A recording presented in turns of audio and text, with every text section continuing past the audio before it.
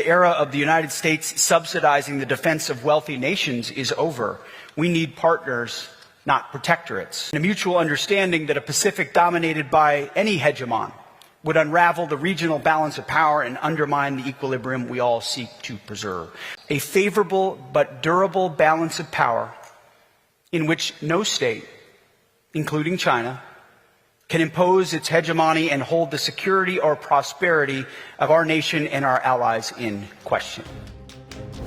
Pete Hegseth takes a tough stance on China, but avoids directly addressing the Taiwan issue during his remarks.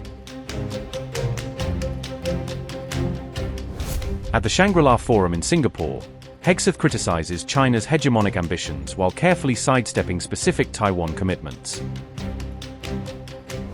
Speaking in Beijing's strategic neighborhood, he warned against China's expanding influence while escalating rhetorical pressure on regional rivals.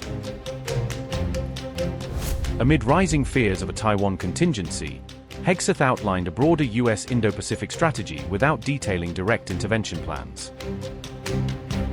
Washington attempts to reinforce its economic and military presence in Asia, highlighting long-term competition with China's growing market power.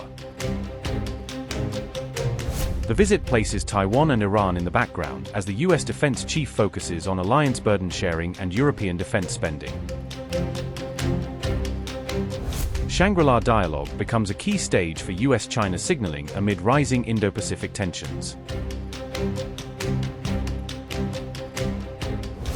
Hegseth avoids questions on the future of a major Taiwan arms package during the high-profile defense forum. Xi Jinping issued strong warnings against foreign interference in Taiwan, escalating diplomatic pressure on Washington.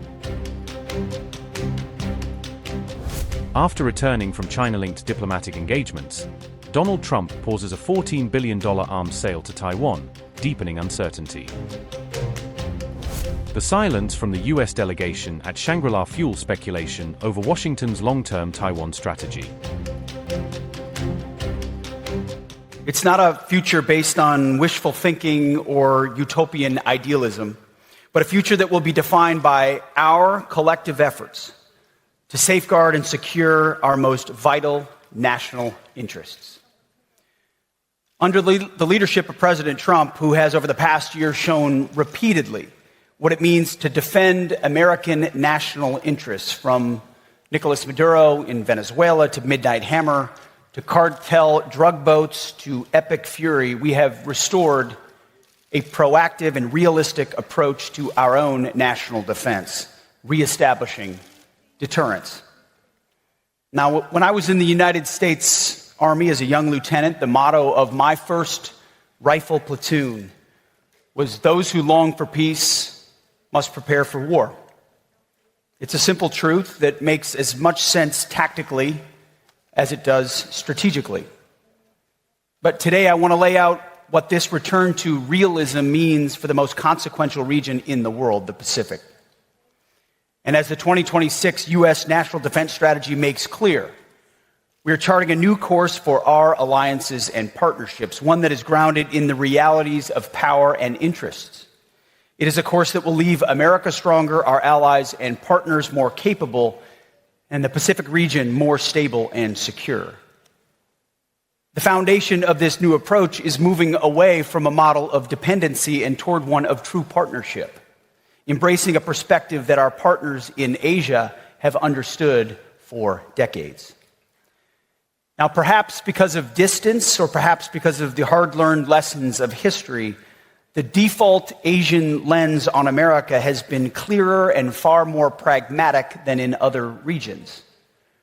Our partners in Asia have long understood that the bedrock of a durable partnership is not based on idealistic values, but on the concrete alignment of national interests. The era of the United States subsidizing the defense of wealthy nations is over.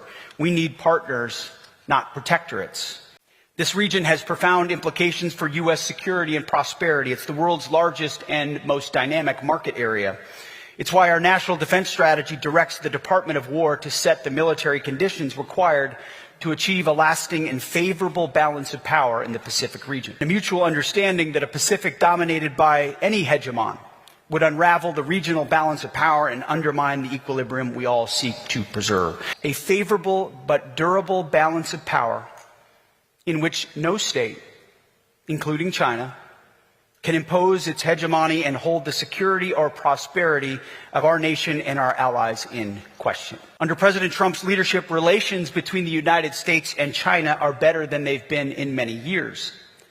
President Trump and this administration seek a stable peace, fair trade, and respectful relations with China. We are meeting more frequently with our Chinese counterparts.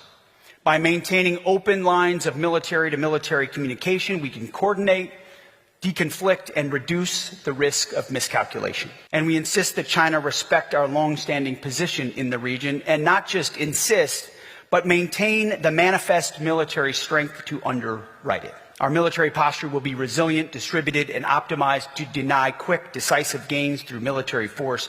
This is the logic of strategy.